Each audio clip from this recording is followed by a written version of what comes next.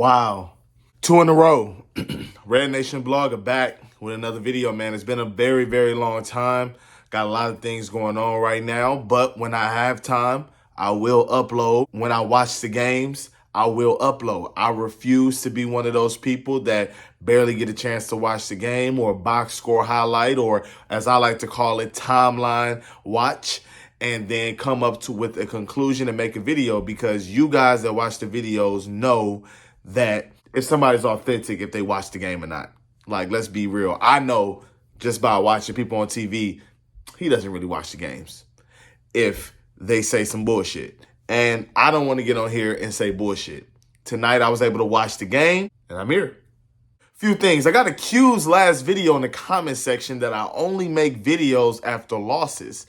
However, that's just when I have time, ironically, to make videos. So it's funny that, I'm glad that they won today, because I wanted to combat that narrative. I wanted to beat that narrative and show that that is not true. I'm a Rockets fan through and through. I only root for W's. That's all I care about. That is all I want as a fan. Just want to say that. But that was very funny, whoever commented that. So I just got to tip my cap to you with that. Get into the game. The Brooklyn Nets coming into this game, I think, had lost 9 of their last 10 or 9 of their last 11, something like that.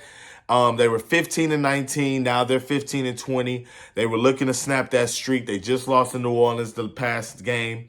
They come to Houston, and Houston did what they were supposed to do. And the most impressive thing about this win was not the win itself. It was Tari Eason not playing, Dillon Brooks not playing, 2 of your best defensive players and guys that contribute on the offensive end and guys that hustle. And the Rockets, it's just like it didn't matter. Jay Shante filled in very nicely. He hit timely buckets. He did what he was supposed to do. He played his role, didn't try to do too much at all today. I love that for him. I love that for us. Alperen Sengun, 5 30-point games this season, 6 for his career. That is crazy. I think this was his second 20-point quarter. Versus Detroit, I was at that game. Versus Detroit, he had a 20-point quarter. This game, I think he had like a 10 to 12-point third quarter. That guy's unbelievable. He's just getting better and better and better every single game. Every single game, he's gotten better.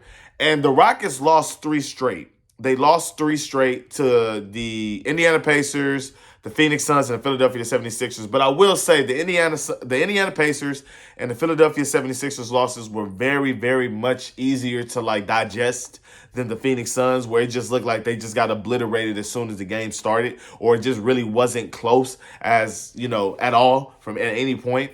So even though they lost those 3 games, these 2 wins kind of makes me feel better. This team is ahead of schedule, in my opinion. This team, Ime Udoka has done such a great job. And I know, my last 2 videos, I've been kind of critical of his coaching and his rotational management.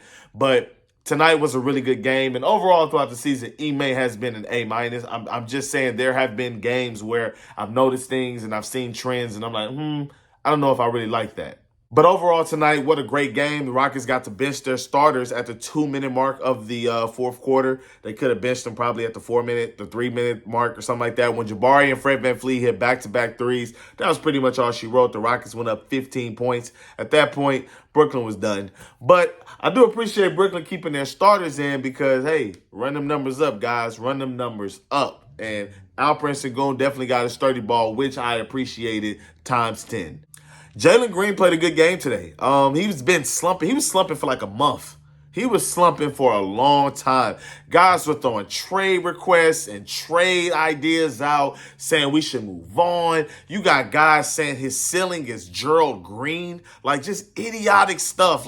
So many people have just gotten off the Jalen Green bandwagon. So it's good to see these past 4 games that Jalen Green has really started to turn around. I really just want him to be better off the catch. And I want him to be more aggressive and decisive. And him going to the paint, trying to do these wild finishes, cut that out. Get to where you need to go and just make it easier for yourself. I feel like he doesn't make it easy for himself. And that's really half the battle right there. Just get to the spot, jab step, pull up, or pass the ball and move. Just simplify your game a little bit. When you overthink, you make mistakes. He had 3 turnovers in the first half. I want to say 0 in the second half. Just slow down a little bit, Jalen, and just keep grinding, Keep trusting the process, and it will come to fruition for you, man. I believe in you. I'm not going to give up on you. I don't want to trade you for Donovan Mitchell. I don't want to trade you for Zach LaVine. I don't want to trade you for those guys, mostly because they are not on our timeline. We are on our own timeline. What is the rush to trade Jalen Green right now? I just don't understand that. I understand that he was bad, but he showed me enough in his rookie season. He showed me enough in his sophomore season for me to be patient. So that's what I'm going to do. I'm going to exercise patience. I don't want to get on here and really talk about the same players all the time. I mean, Thompson was really, really good. He was really good versus Detroit. Like I said, I was at that game.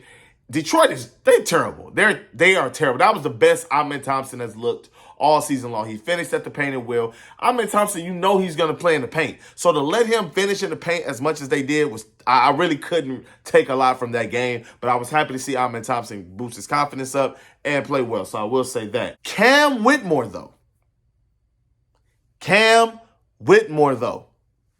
Ime Udoka put him in early in the first quarter, like the first rotations.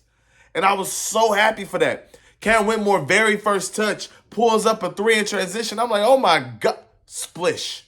I'm like, oh, okay, lucky shot. Then he hits another 3. And I just love his confidence. I love his confidence. I love that, like, his demeanor on the floor. He's just out there. He's not smiling. He's not trying to make friends. He's there to do his job, go home. I love it. I love that type of stuff. He still makes mistakes defensively. You can see where he needs to get better, moving the ball quicker, making better decisions after he gives up his dribble. Still needs to get better with that, but overall, he has been excellent. All in all, this was a really, really great game. I'm happy that the Rockets won. Shout out to them. 2 in a row. Let's start another win streak. Let's get this thing going. As always, thank you for watching. Please like and subscribe. Red Nation Blogger out.